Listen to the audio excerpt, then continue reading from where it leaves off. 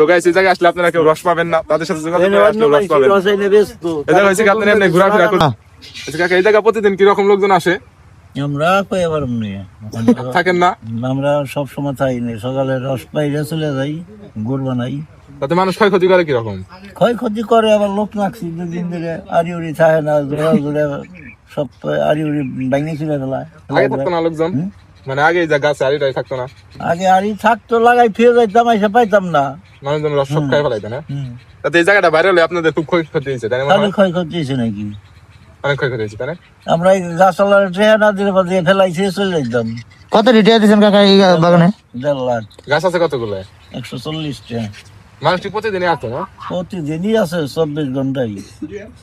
আপনারা খুব তিতে হয়ে গেছেন তাই না? এতে তিতে খালি নাকি? আমাকে তিতে রস টস বিক্রি করেন না আপনারা? আমরা রস বিক্রি করি না। তাহলে মানুষজন আসে কি করার জন্য? শুধু ঘোরার জন্যই? বুঝলে দেখে বা এটা মানুষ যদি আপনাদের সাথে যোগাযোগ করে আসে রস কি পাইবো না?